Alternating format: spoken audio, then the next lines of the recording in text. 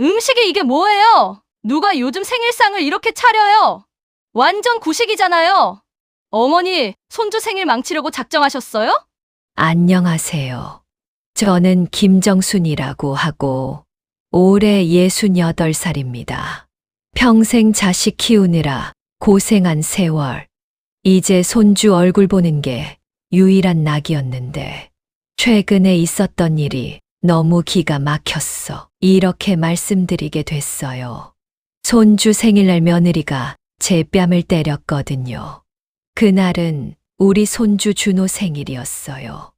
7살 되는 예쁜 손주의 생일을 축하해 주려고 새벽 5시부터 일어났어. 미역국을 끓이고 갈비찜을 준비했습니다. 우리 나이에 새벽부터 일어났어. 요리하는 게 쉬운 일이 아니죠. 하지만 손주를 위해서라면 뭐든 할 수 있어요. 전날 밤부터 갈비를 재워뒀어요. 간장과 배즙, 마늘을 넣고 정성껏 양념해서 하룻밤 재웠습니다. 손주가 갈비찜을 제일 좋아하거든요. 한 번 만들어 줬는데 너무 맛있다고 또 해달라고 하더라고요. 새벽 5시에 일어났어. 제일 먼저 미역을 불렸어요.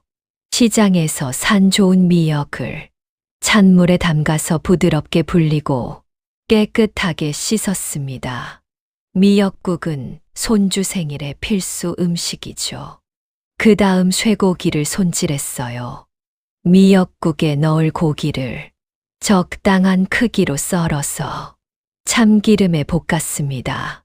고기에서 고소한 냄새가 나니까 정말 맛있을 것 같았어요. 물을 넣고 끓이면서 중간중간 거품을 걷어냈어요. 맑고 깔끔한 국물을 위해서 정성껏 끓였습니다. 간은 국간장으로 맞추고 마지막에 참기름 몇 방울 떨어뜨렸어요. 갈비찜은 더 정성이 들었어요. 양념한 갈비를 냄비에 넣고 물을 자작하게 부었어. 센 불에서 끓이기 시작했어요. 거품이 올라오면 걷어내고 중간 불로 줄여서 천천히 졸였습니다. 당근과 무도 예쁘게 썰었어. 갈비와 함께 넣었어요. 손주가 당근을 좋아하거든요. 색깔도 예쁘고 영양도 좋고 일석이조죠. 양념장도 따로 만들었어요. 간장에 설탕, 마늘, 생강을 넣고 끓여서 걸쭉하게 만들었어요. 이 양념장이 갈비에 배어들면 정말 맛있어져요. 1시간 반 정도 졸이니까 갈비가 부드럽게 익었어요. 젓가락으로 찔러보니 쉽게 들어가더라고요. 이 정도면 손주가 잘 씹어 먹을 수 있을 거예요. 나물도 몇 가지 준비했어요. 시금치나물, 콩나물 무침, 도라지 무침. 이렇게 3가지를 만들었어요. 손주가 나물을 별로 안 좋아하지만 생일상이니까 정성껏 차려야죠. 시금치는 데쳐서 물기를 꼭 짜고 참기름과 소금으로 무쳤어요. 콩나물은 살짝 데쳐서 깨소금을 뿌려 고소하게 만들었고 도라지는 쓴맛을 빼려고 소금에 주물러서 헹군 후 고춧가루와 함께 무쳤어요. 밥도 특별하게 지었어요. 평소보다 좀 더 차진 쌀로 윤기나게 지었습니다.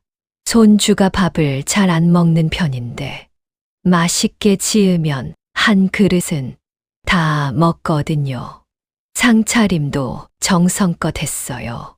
평소 쓰는 그릇이 아니라 명절 때 쓰는 예쁜 그릇을 꺼내서 음식을 정갈하게 담았어요.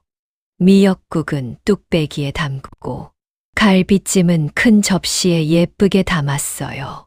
나물들도 작은 그릇에 하나씩 정갈하게 담아서 상에 올렸어요. 밥은 손주가 좋아하는 캐릭터가 그려진 그릇에 담았습니다. 한 숟가락 떠먹고 싶을 정도로 예쁘게 차렸어요. 젓가락과 악도 손주 전용으로 따로 준비했어요. 아이 크기에 맞는 작은 젓가락이라 예쁜 숟가락을 꺼내서 깨끗하게 닦아서 올려놨어요. 물컵도 손주가 좋아하는 캐릭터 컵으로 준비하고 물도 미리 따라놨어요.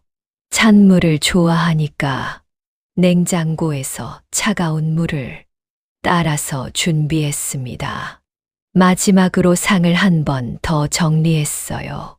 그릇 위치를 조정하고 지저분한 부분은 없는지 꼼꼼히 확인했어요. 손주가 앉을 자리 앞에는 제일 좋아하는 음식들을 가까이 배치했습니다. 시계를 보니 오전 9시였어요. 4시간 동안 준비한 생일상이 드디어 완성됐습니다. 정말 예쁘게 차려서 보기만 해도 기분이 좋았어요. 손주가 좋아할 모습을 상상하니 벌써부터 설렜어요. 냄비와 그릇들을 정리하고 부엌도 깨끗하게 치웠어요. 손주가 와서 밥 먹을 때 지저분한 모습을 보여주고 싶지 않았거든요.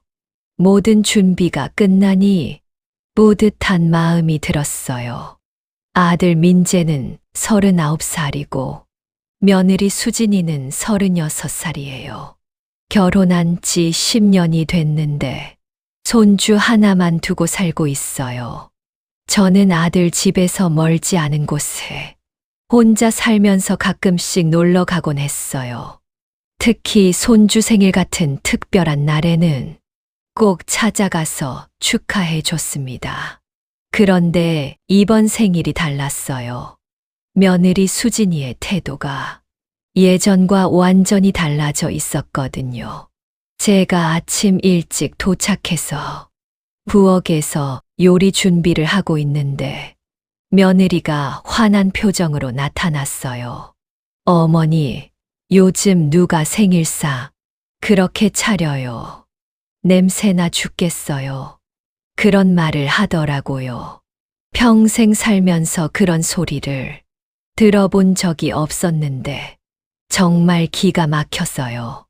저는 참고 계속 요리를 했어요. 손주를 위한 거니까 며느리가 뭐라고 해도 끝까지 해야겠다고 생각했거든요. 미역국 냄새가 집 안에 퍼지니까 며느리가 더 짜증을 냈어요. 정말 옛날 사람들은 왜 이래요? 요즘 애들은 그런 거 안 먹어요. 피자나 치킨 시키면 되는데 괜히 냄새 나는 음식만 만들어서 그런 말을 계속 중얼거리더라고요. 저는 속이 상했지만 꾹 참았어요. 오늘은 손주 생일이니까 싸우고 싶지 않았거든요. 그런데 며느리는 계속 트집을 잡았어요. 어머니 그릇도 너무 많이 꺼내셨어요. 요즘은 간단하게 하는 거예요. 그렇게 거창하게 차릴 필요 없어요. 손주도 그런 거 좋아하지 않아요. 정말 기가 막힌 소리였어요. 그래도 저는 참았어요. 손주가 기뻐할 얼굴을 생각하면서 계속 음식을 준비했습니다. 갈비찜도 정성껏 만들고 나물도 몇 가지 무쳤어요. 손주가 좋아하는 음식들이었거든요. 오후에 손주가 학교에서 돌아왔어요. 할머니 왔어요. 반갑게 인사하는 모습이 정말 예뻤어요. 할머니가 생일상 차려줬다고 하니까 눈이 반짝반짝 빛났어요. 그런데 며느리가 손주에게 말했어요. 준호야, 할머니가 만든 거 말고 엄마가 주문한 케이크 먹자. 그게 더 맛있어. 할머니 음식은 냄새 나니까 먹지 마. 그 말을 들은 순간 가슴이 무너졌습니다. 새벽부터 정성껏 준비한 음식을 냄새난다고 하다니 정말 견딜 수 없었어요. 그런데 더 큰 문제가 있었어요. 며느리가 친구들을 초대해 놨던 거예요. 손주 또래 아이들과 그 엄마들이 집에 왔는데 저를 보는 눈빛이 이상했어요. 며느리가 친구들에게 말했어요. 시어머니가 괜히 오지 말라니까. 왜 와요? 요즘 누가 이렇게 해요? 진짜 부담스럽다니까요. 사람들 앞에서 그런 말을 하더라고요. 친구 중 한 명이 물어봤어요. 어머님이 뭘 하신 거예요? 그렇게 심한 말을 하시니까 뭔가 잘못하신 게 있나 봐요. 수진이가 한숨을 쉬며 대답했어요. 아니에요. 잘못한 건 없는데 방식이 너무 옛날 방식이라 요즘 사람들이 보기에는 좀 그렇죠. 이해해 주세요. 그 말을 들은 다른 친구가 고개를 끄덕이며 말했어요. 아, 저희 시어머니도 그래요. 맨날 옛날 방식만 고집하시고 요즘 트렌드는 전혀 모르세요. 정말 힘들어요. 또 다른 친구가 거들었어요. 시어머니들이 다 그래요. 자기 생각만 옳다고 하시고 며느리 말은 듣지도 않으시죠. 세대 차이가 너무 컸어. 대화가 안 돼요. 며느리 수진이가 더 신이 나서 말했어요. 그러게 말이에요. 우리 시어머니는 특히 심해요. 맨날 와서 간섭하려고 하고 아이 교육에도 끼어들려고 하고 정말 스트레스 받아요. 친구 중 한 명이 궁금하다는 듯 물었어요. 그럼 어떻게 하세요? 계속 참고 계시는 거예요. 저라면 진짜 못 참겠는데 어떻게 견디세요? 수진이가 목소리를 낮춰서 말했어요. 솔직히 말하면 요양원이라도 보내고 싶어요. 집에서 같이 사는 건 정말 힘들거든요. 하지만 남편이 반대해서 그 말을 들은 친구들이 모두 놀란 표정을 지었어요. 요양원이요. 그런데 어머님이 건강하신데 그게 가능해요. 좀 심한 거 아니에요. 수진이가 어깨를 으쓱하며 말했어요. 요즘은 그런 곳이 많아요. 시니어 전용 아파트 같은 곳도 있고 혼자 사실 수 있는 곳들이 많이 생겼거든요. 그게 서로에게 좋은 거 아닌가요? 어머니도 편하시고 저희도 스트레스 안 받고 윈윈이죠. 저는 그 대화를 들으면서 정말 기가 막혔어요. 손주 생일 축하해 주려고 온 건데 요양원에 보내고 싶다니 이런 말도 안 되는 소리가 어디 있어요. 친구 중 한 명이 저를 힐끗 보더니 수진이한테 작은 목소리로 말했어요. 그런데 어머님이 들으시면 어떡해요? 바로 옆에 계시는데 괜찮아요. 수진이가 제 쪽을 보더니 무시하듯 말했어요. 괜찮아요. 어차피 못 들으셨을 거예요. 나이 드시니까 귀도 잘 안 들리고 그러세요. 저는 그 말을 듣고 온몸에 힘이 빠졌어요. 제가 귀머거리라도 된 것처럼 말하는 며느리가 정말 밉살스러웠어요. 그때 손주가 친구들과 놀다가 저에게 와서 말했어요. 할머니, 배고파요. 밥 언제 먹어요? 할머니가 만든 거 먹고 싶어요. 그 말을 들은 수진이가 손주를 제지했어요. 준호야 할머니, 음식 말고 엄마가 주문한 거 먹자. 친구들도 와 있으니까 그게 더 좋을 거야. 손주가 실망한 표정으로 말했어요.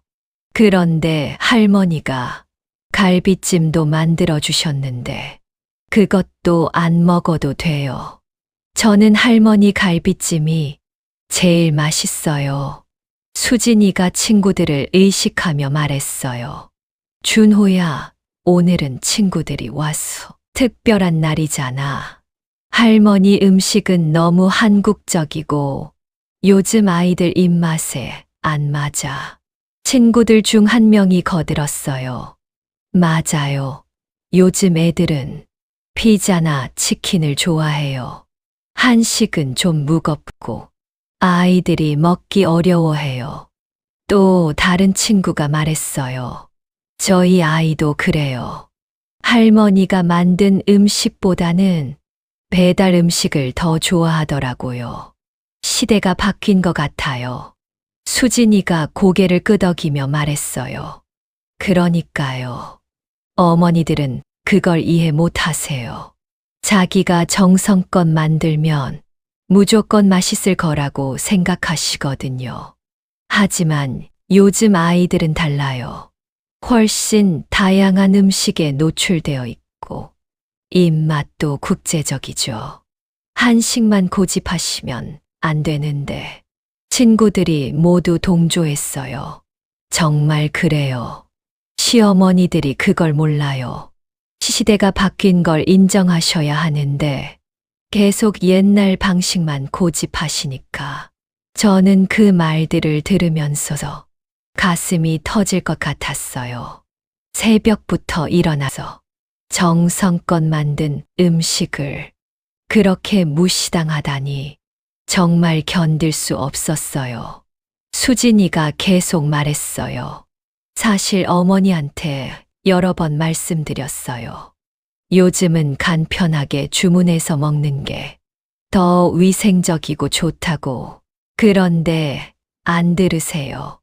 맨날 직접 만드는 게 좋다고 고집만 부리시니까 정말 답답해요.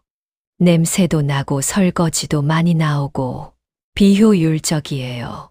친구 중 한 명이 웃으면서 말했어요. 그래도 어머님 마음은 이해해요. 손자 생각해서 정성껏 만드신 거잖아요. 마음만은 고마우시죠. 수진이가 한숨을 쉬며 대답했어요. 마음이야 고맙죠. 하지만 방식이 너무 옛날 방식이라 요즘 시대에 안 맞아요.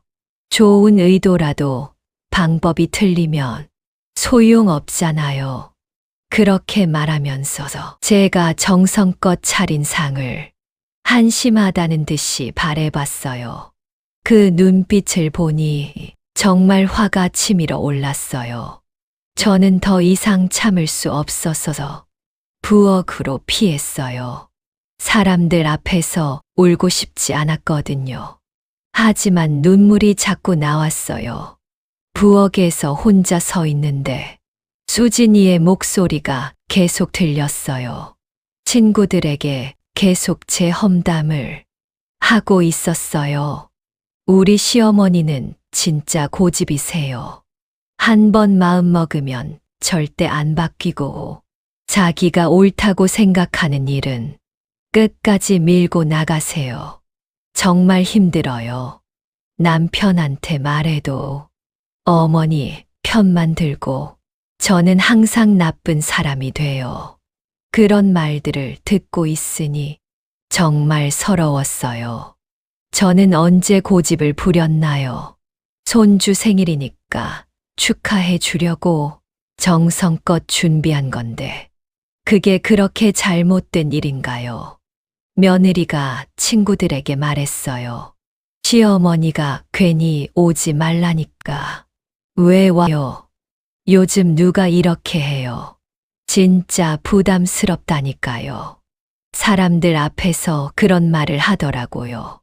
저는 얼굴이 빨갛게 달아올랐어요. 사람들이 모두 저를 쳐다보면서 수군거리기 시작했거든요. 정말 창피하고 화가 났어요. 하지만 손주 앞에서 소란을 피우고 싶지 않았어요. 그런데 며느리는 거기서 그치지 않았어요. 친구들에게 계속 말했어요. 우리 시어머니는 옛날 사람이라 요즘 방식을 모르세요. 맨날 이런 식으로 간섭하려고 해요. 정말 스트레스 받아 죽겠어요. 그 말을 들은 친구들이 고개를 끄덕이면서 말했어요. 아, 이해해요. 우리 시어머니도 그래요. 요즘 젊은 사람들 방식을 모르시니까 힘들죠. 저는 그 자리에 서 있기가 너무 부끄러웠어요. 마치 제가 잘못된 사람인 것처럼 모든 사람이 저를 바라보고 있었거든요. 눈물이 나올 것 같았어요. 그때 손주가 제게 와서 말했어요. 할머니, 미역국 주세요. 저는 할머니, 음식이 좋아요. 그 말을 듣고 정말 고마웠어요. 적어도 손주는 제 마음을 알아주는구나 싶었거든요. 그런데 며느리가 손주를 제지했어요. 준호야, 그거 먹으면 안 돼. 요즘 아이들은 그런 거 먹으면 배탈 날 수 있어. 할머니 음식 말고 케이크 먹어. 손주가 실망한 표정을 지었어요. 그 모습을 보니까 가슴이 찢어지는 것 같았어요. 제가 정성껏 만든 음식을 손주조차 먹을 수 없다니 정말 서러웠어요. 며느리가 계속 친구들과 얘기했어요. 요즘 시어머니들이 문제예요. 자기 방식만 고집하면서 며느리 말은 안 들어요. 정말 세대 차이가 심해서 힘들어요. 그 말에 친구들이 맞장구 쳤어요. 맞아요. 정말 그래요. 우리도 그런 일 많아요. 시어머니들이 너무 고집이 세죠. 요즘 시대에 안 맞아요. 저는 그 말들을 들으면서 정말 화가 치밀어 올랐어요. 제가 언제 고집을 부렸나요? 손주 생일이니까 축하해 주려고 정성껏 음식을 만든 게 그렇게 잘못된 일인가요? 그런데 그때 더 충격적인 일이 벌어졌어요. 제가 식탁을 정리하려고 접시를 옮기고 있었는데 며느리가 갑자기 소리를 질렀어요. 어머니, 그만하세요. 정말 답답해 죽겠어요. 왜 자꾸 간섭하세요? 이제 그만 좀 하시라고요. 저는 깜짝 놀라서 멈췄어요. 그냥 설거지를 도와주려고 했을 뿐인데 왜 그렇게 화를 내는지 이해할 수 없었어요. 친구들이 모두 우리 쪽을 쳐다봤어요. 갑자기 분위기가 얼어붙었죠. 아이들도 놀랐어. 게임을 멈추고 바라봤어요. 정말 당황스러운 상황이었어요. 수진이가 저에게 다가와서 화난 표정으로 말했어요. 어머니, 정말 그만하세요. 오늘은 제가 알아서 할게요. 자꾸 끼어들지 마시라고요.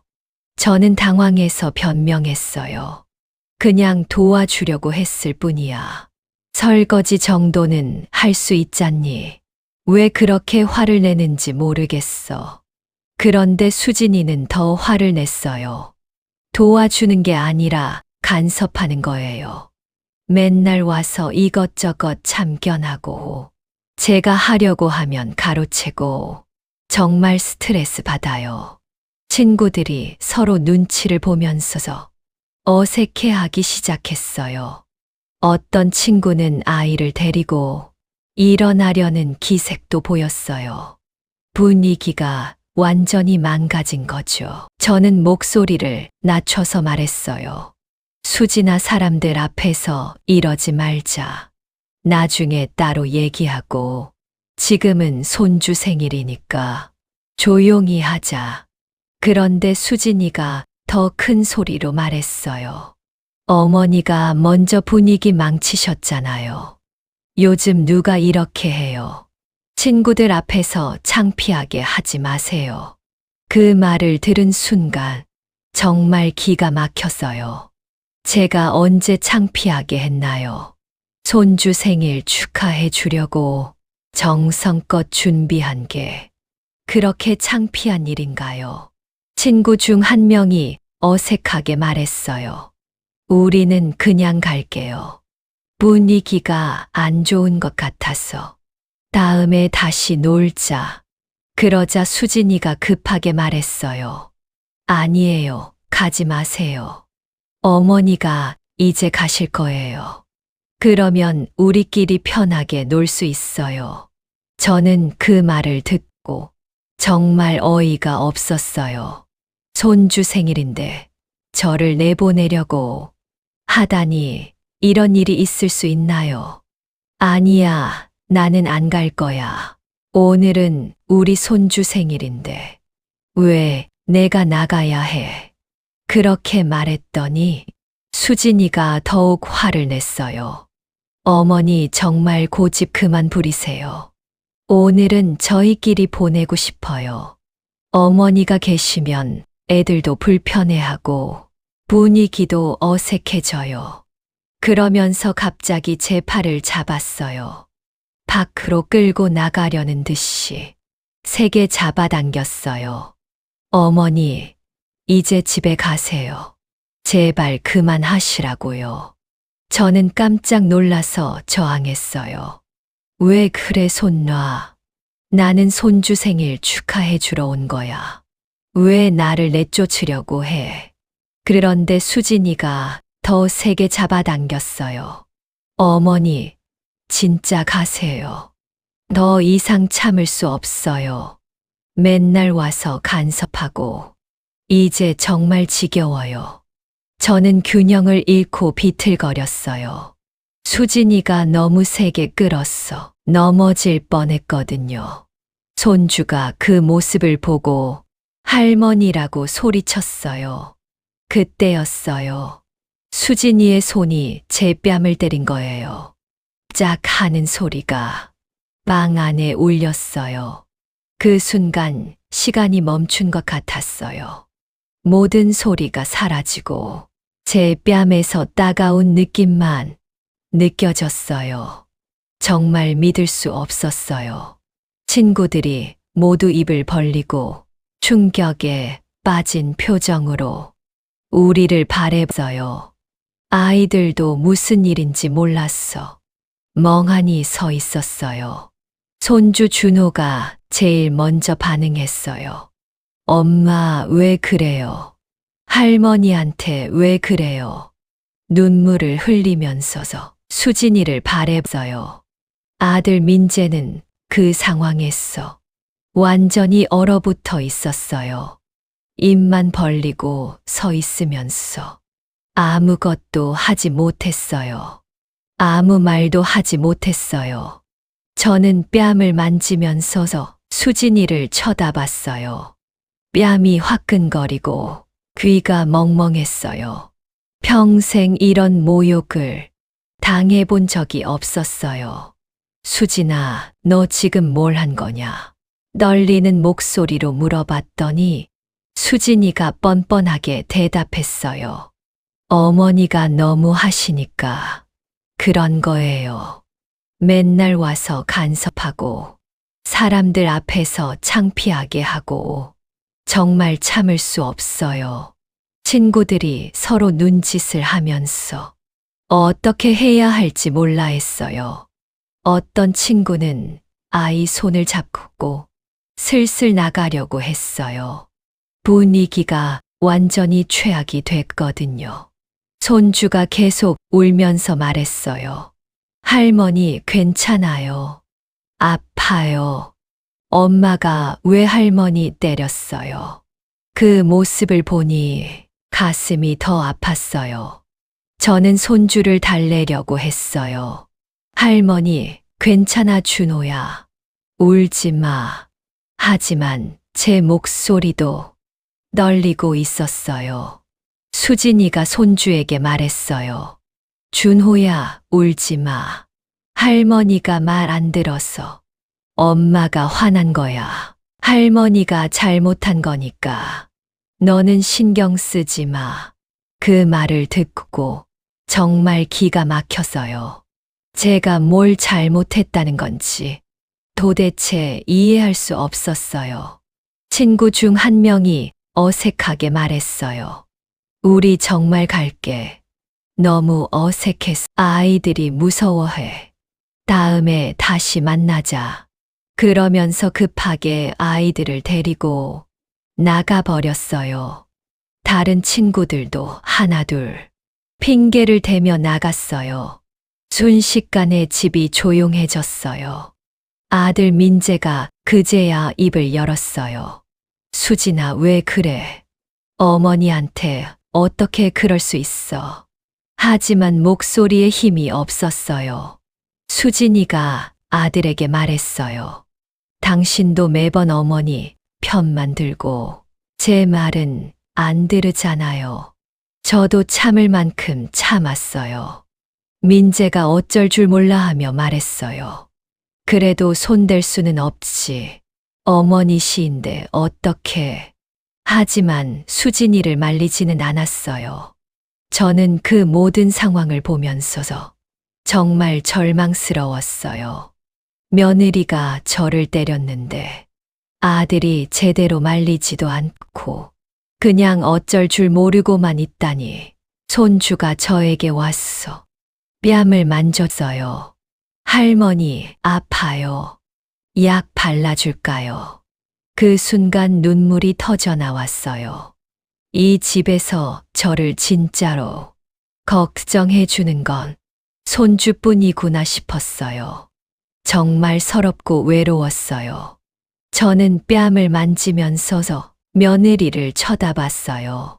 수진이, 너 지금 뭘 한 거냐? 그렇게 물어봤더니 며느리가 뻔뻔하게 대답했어요. 어머니가 너무 하시니까 그런 거예요. 맨날 와서 간섭하고 요즘 사람들 앞에서 창피하게 하고 정말 참을 수 없어요. 그 말을 들으니까 더 화가 났어요. 제가 언제 창피하게 했나요? 손주 생일 축하해 주려고 정성껏 음식 만든 게 그렇게 잘못된 일인가요? 며느리가 계속 말했어요. 어머니, 이제 정말 그만하세요. 저희도 저희 방식으로 살고 싶어요. 맨날 끼어들지 마세요. 저는 그 말을 듣고 정말 기가 막혔어요. 손주를 사랑해서 찾아온 건데 끼어든다고 하다니 도대체 이게 무슨 일인지 모르겠어요. 친구들이 수군거리기 시작했어요. 시어머니랑 며느리가 싸우네. 저런 일이 있구나. 참 힘들겠어. 그런 말들이 들렸어요. 저는 더 이상 그 자리에 있을 수가 없었어요. 사람들 앞에서 이런 모욕을 당하다니 정말 견딜 수 없었거든요. 그래서 조용히 일어났어요. 식탁 위에 생일 케이크가 있었는데 초 7개가 꽂혀 있었어요. 저는 그 초 중에 하나를 휙 하고 불어 껐습니다. 그리고 조용히 말했어요. 그래, 오늘은 이 집에서 내가 꺼지는 날이네. 그 말을 남기고 집을 나섰어요. 밖으로 나오니까 눈물이 왈칵 쏟아졌어요. 평생 살면서 이런 모욕을 당해본 적이 없었거든요. 뺨도 아팠지만 마음이 더 아팠어요. 집으로 돌아가는 길에 계속 생각했어요. 제가 뭘 잘못했을까? 손주 생일 축하해 주려고 정성껏 음식을 만든 게 그렇게 나쁜 일인가? 그날 밤 잠을 이룰 수 없었어요. 며느리가 제 뺨을 때린 장면이 계속 머릿속에 맴돌았거든요. 그리고 아들이 그냥 서 있기만 했던 모습도 정말 실망스러웠어요. 다음 날 아침 일찍 결심을 했어요. 이 집에서 더 이상 이런 모욕을 당하며 살 수는 없다고. 그래서 짐을 싸기 시작했어요. 많은 짐을 가져갈 수는 없었어요. 옷 몇 벌과 중요한 서류들, 그리고 남편 사진 몇 장만 가방에 넣었습니다. 나머지는 다 두고 가기로 했어요. 어디로 갈지는 정하지 못했어요. 일단 이 동네를 떠났어. 조용한 곳에서 혼자 살아야겠다고 생각했습니다. 더 이상 아들 가족에게 폐를 끼치고 싶지 않았어요. 오전 10시쯤 집을 나섰어요. 아무한테도 말하지 않고 그냥 조용히 사라졌습니다. 휴대폰도 꺼놓고 연락을 끊었어요. 며칠 동안 모텔을 전전하면서 앞으로 어떻게 살지 고민했어요. 이 나이에 혼자서 어떻게 살아갈지 막막했습니다. 그런데 이틀 뒤에 아들한테서 전화가 왔어요. 휴대폰을 켜보니 부재중 전화가 20통도 넘게 있더라고요. 문자도 계속 와 있었어요. 엄마, 어디 계세요? 집에 안 계시네요. 연락 주세요. 걱정돼 죽겠어요. 그런 내용이었어요. 저는 전화를 받지 않았어요. 지금 아들과 얘기할 마음의 준비가 안 됐거든요. 며느리가 제 뺨을 때렸는데 아들이 아무것도 하지 않았던 게 아직도 화가 났어요. 그런데 며칠 후에 아들한테서 급한 전화가 왔어요. 이번에는 목소리가 달라서요. 완전히 당황한 것 같았어요. 그래서 전화를 받아봤어요. 엄마, 큰일 났어요. 집에 등기 우편이 왔는데 전세 계약 만료 통보서래요. 집주인이 계약 갱신을 안 해준대요. 어떻게 해야 해요? 저는 그 말을 듣고 무슨 소리인지 몰랐어요. 전세 계약이 뭔 상관이냐고 물어봤더니 아들이 말했어요. 엄마, 우리가 사는 집 전세로 사는 거잖아요. 보증금 3억 원짜리 아파트에 있잖아요. 그 계약이 만료됐다는 거예요. 그제야 기억이 났어요. 아들이 결혼할 때 제가 전세 보증금을 대준 게 생각났거든요. 그런데 그 돈이 어디서 나왔는지는 아들이 모르고 있었나 봐요. 3억 원이라는 큰 돈을 제가 어떻게 마련했는지 아들에게 자세히 말해준 적이 없었어요. 그냥 부모가 자식 도와주는 거라고만 생각하고 있었던 것 같아요. 그런데 아들이 계속 말했어요.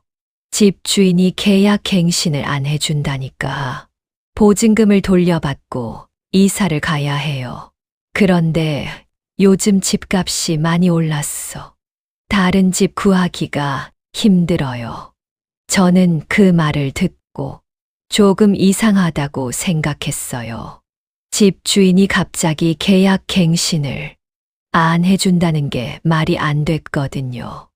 그런 일은 미리 통보를 해주는 건데 아들한테 물어봤어요. 집주인이 누구라고 했어? 이름이 뭐라고 하더냐? 그랬더니 아들이 대답했어요. 김정순이라고 되어 있어요. 그런데 이 이름 왜 하죠? 어디서 들어본 것 같은데 그 말을 듣는 순간 저는 깨달았어요. 김정순이 바로 제 이름이라는 걸. 그러니까 그 아파트의 진짜 주인이 바로 저라는 뜻이었어요. 사실 아들이 결혼할 때 전세로 들어간 그 집은 제가 매입한 아파트였어요. 전세 보증금 3억 원도 결국 제 돈으로 제 집에 제가 낸 셈이었던 거죠. 왜 그렇게 했냐면 아들이 신혼집 마련하기 어려워했어. 제가 몰래 도와준 거였어요. 아들 자존심 상할까봐 진짜 주인이 저라는 건 말하지 않았어요. 그런데 이제 와서 생각해보니 참 어이없는 일이었어요.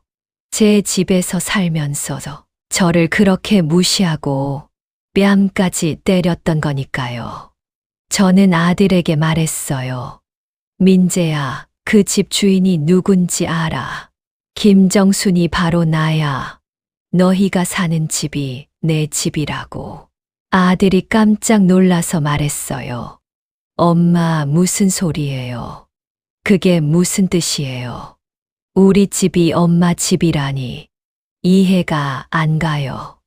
저는 차근차근 설명해 줬어요.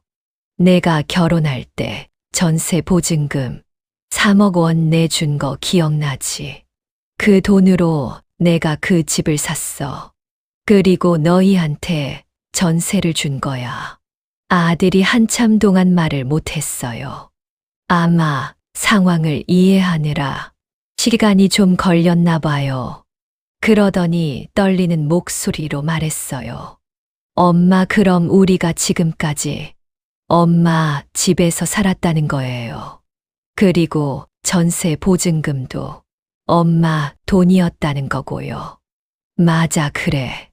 너희 모르게 도와준 거야. 그런데 이제 더 이상 그럴 필요가 없을 것 같아서 계약을 정리하려고 해. 아들이 당황해서 말했어요.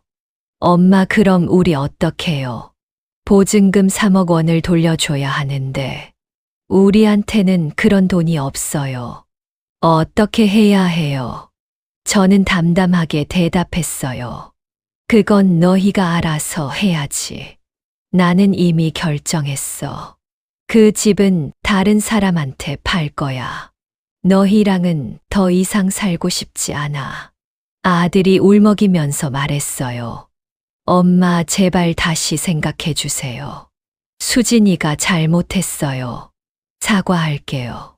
한 번만 용서해 주세요. 하지만 저는 마음을 바꾸지 않았어요. 이미 너무 많이 상처받았거든요. 며느리가 제 뺨을 때렸을 때 너는 뭘 했어? 그냥 가만히 서 있기만 했잖아. 엄마, 그때는 너무 갑작스러웠어. 어떻게 해야 할지 몰랐어요. 정말 죄송해요. 앞으로는 절대 그런 일 없을게요. 이미 늦었어. 한 번 깨진 마음은 다시 회복되지 않아. 나는 혼자 사는 게 편해. 그렇게 말하고 전화를 끊었어요. 아들이 계속 전화를 걸어왔지만 받지 않았습니다. 이미 제 마음은 정해졌거든요. 며칠 후에 부동산에 연락해서 그 아파트를 매매로 내놨어요. 요즘 집값이 많이 올랐어. 4억 5천만 원에 팔렸습니다. 전세 보증금 3억 원을 빼고도 1억 5천만 원이 남았어요. 새 집주인이 정해지면서 아들 가족은 이사를 가야 했어요. 보증금 3억 원이 없으니까 대출을 끼고 작은 빌라로 이사 갔다고 들었어요.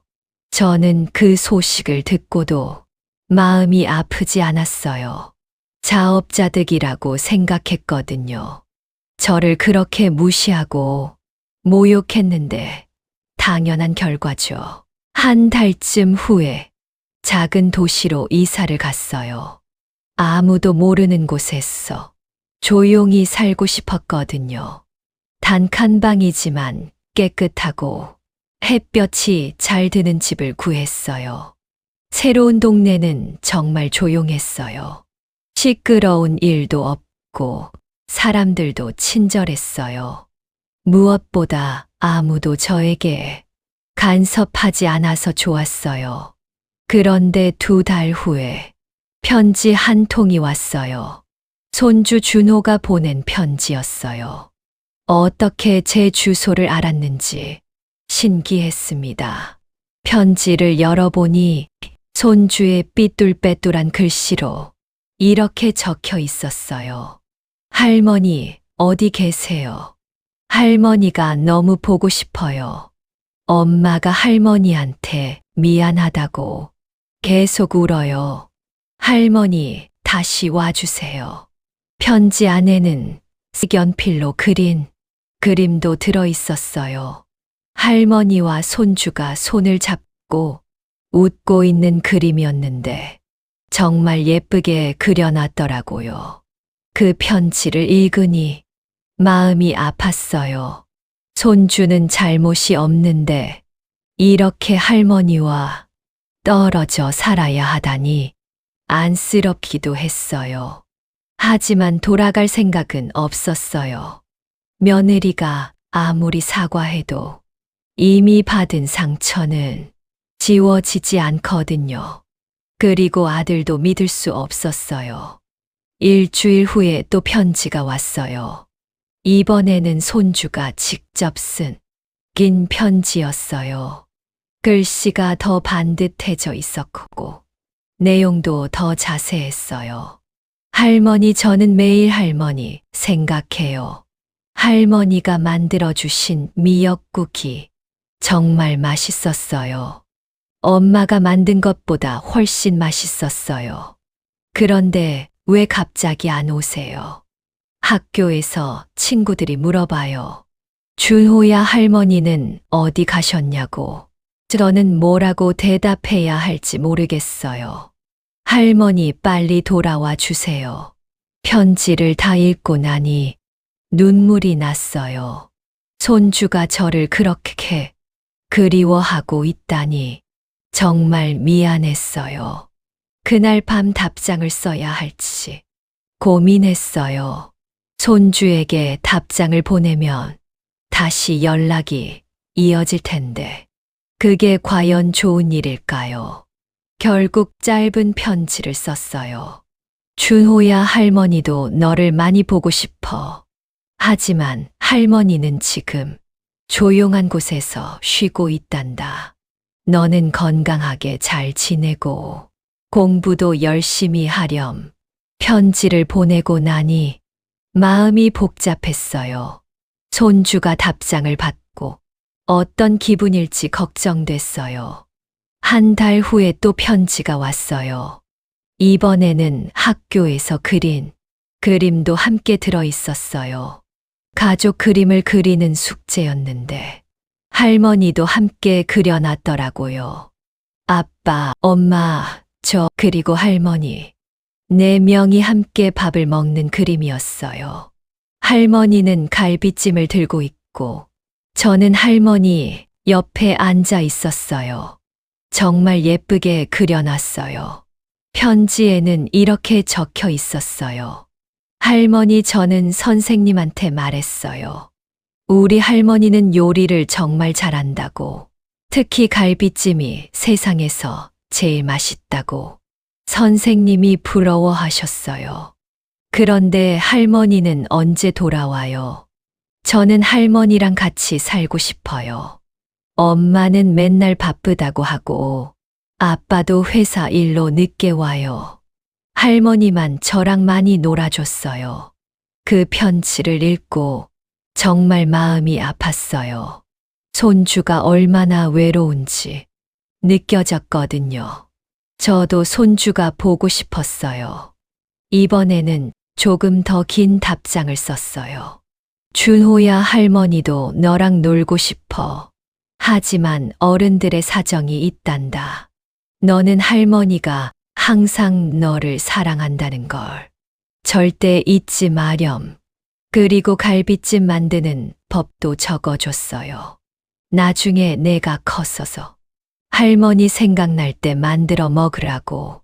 물론 아직은 어려우니까 엄마한테 도움을 받으라고 했어요. 3번째 편지가 왔을 때는 내용이 조금 달랐어요.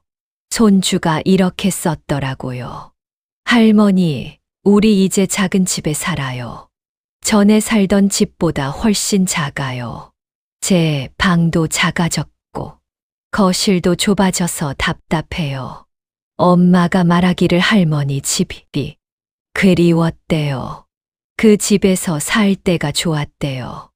그런데 그 집은 이제 다른 사람이 살아요. 엄마가 요즘 자주 울어요. 할머니 생각한다면서 울어요. 그리고 저한테 말했어요. 할머니한테 정말 미안하다고. 아빠도 할머니 얘기만 나오면 한숨만 쉬어요. 그리고 중얼거려요. 내가 어머니를 지켜드리지 못했다고. 할머니, 우리 집은 이제 좁았어. 냄새도 안 나요. 할머니가 만든 음식 냄새가 그리워요. 그 마지막 문장을 읽고 쓸쓸하게 웃었어요. 냄새도 안 난다니 참 아이러니했어요. 며느리가 그렇게 싫어했던 냄새가 그리워졌나 봐요. 네 번째 편지에는 손주가 학교에서 쓴 일기도 들어 있었어요. 할머니에 대한 일기였는데 읽으면서 울었어요. 오늘 친구가 물어봤다. 너희 할머니는 왜 안 와? 다른 친구들 할머니는 맨날 마중 나오는데 나는 대답할 수 없었다. 할머니가 어디 계신지 모르니까. 엄마는 할머니가 쉬러 가셨다고 하는데 언제 오실지 모른다고 한다. 할머니 보고 싶다. 할머니 갈비찜이 먹고 싶다. 할머니랑 함께 밥 먹고 싶다. 할머니 빨리 돌아와 주세요. 그 일기를 읽고 정말 마음이 아팠어요. 손주가 친구들 앞에서 어떤 기분일지 생각하니 미안했어요. 이번에는 더 정성껏 답장을 썼어요. 준호야, 할머니는 항상 너를 생각해. 비록 멀리 있어도 너를 사랑하는 마음은 변하지 않아. 그리고 할머니가 좋아하는 동화책 제목도 적어줬어요. 도서관에서 빌려서 읽으라고. 그 책을 읽으면 할머니 생각이 날 거라고 했어요. 5번째 편지가 왔을 때는 깜짝 놀랐어요. 손주가 직접 만든 팔찌가 들어 있었더라고요. 색깔 있는 실로 꼰 예쁜 팔찌였어요. 편지에는 이렇게 적혀 있었어요. 할머니, 제가 직접 만들었어요. 미술 시간에 배운 건데 할머니 생각하면서 만들었어요. 할머니가 차고 계시면 저도 기분이 좋을 것 같아요. 할머니, 저는 매일 할머니를 위해 기도해요. 할머니가 건강하시고 행복하시라고, 그리고 빨리 돌아와 달라고. 언제까지 기다려야 할까요? 할머니 없으면 너무 외로워요. 할머니만 저를 진짜로 사랑해 주시는 것 같아요.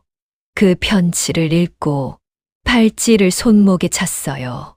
조금 어색했지만 손주가 만든 거라서 소중했어요. 6번째 편지는 정말 특별했어요. 손주가 학교에서 상을 받았다는 소식이었거든요.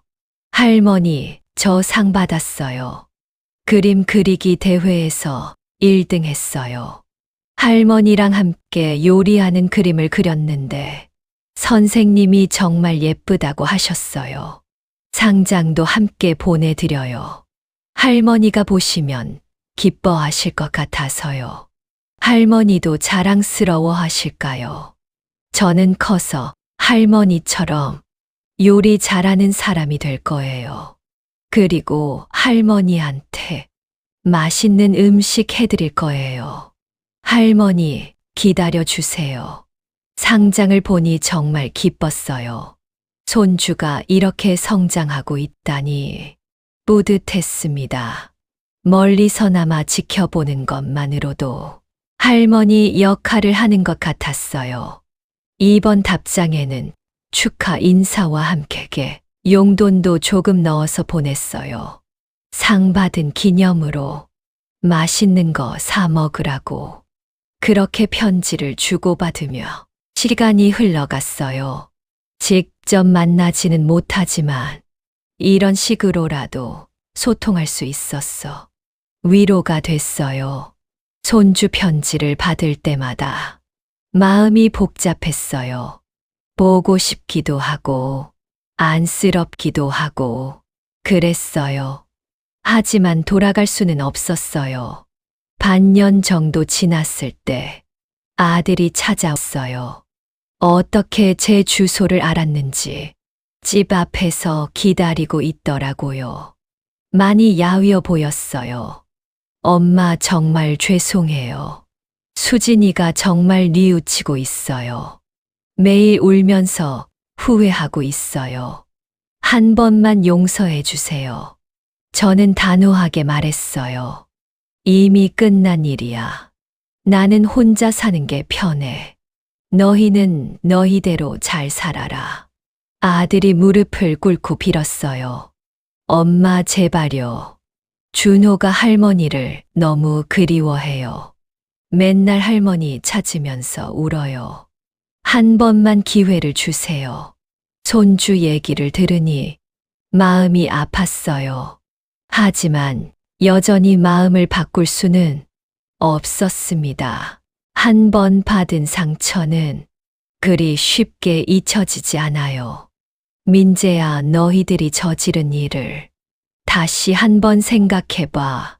나를 그렇게 무시하고 뺨까지 때리고도 용서받을 수 있다고 생각해. 아들이 고개를 숙이며 말했어요. 정말 죄송해요. 저희가 너무 못했어요. 하지만 가족인데 이렇게 헤어져 살 수는 없어요. 가족이라고, 진짜 가족이라면 애초에 그런 짓은 안 했을 거야. 이제 와서 가족이라고 하지 마.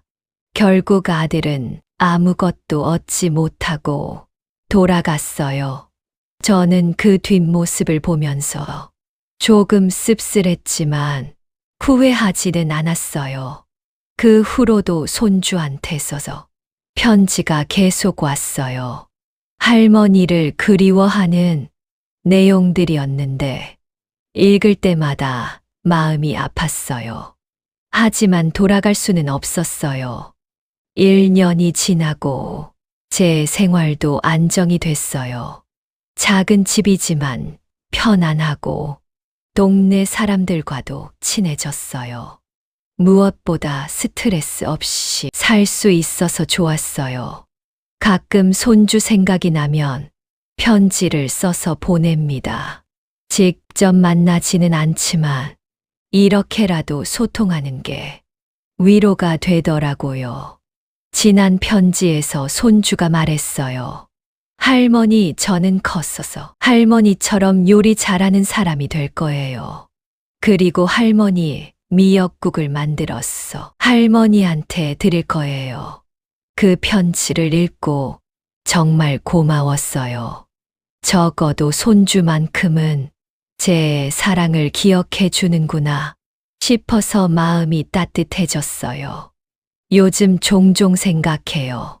제가 내린 선택이 옳았는지 틀렸는지, 손주와 떨어져 사는 게 정말 괜찮은 건지. 하지만 결론은 항상 같아요. 저는 제 선택을 후회하지 않아요. 평생 살면서 그런 모욕을 당하고도 참고 살 수는 없었어요. 제 자존심과 인격을 지키는 게 더 중요했거든요. 며느리는 아직도 사과 편지를 보내와요. 정말 잘못했다고 용서해달라고 하는데 읽지도 않고 버립니다. 진정한 사과라면 그날 뺨을 때리기 전에 했어야 했어요. 이제 와서 후회해도 이미 늦었어요. 저는 앞으로도 이렇게 혼자 살 계획이에요. 누구에게도 의지하지 않고 제 힘으로 당당하게 살아가려고요. 이게 제가 선택한 인생이에요. 손주한테는 미안하지만 가끔 편지로라도 안부를 묻고 사랑한다는 마음을 전할 거예요.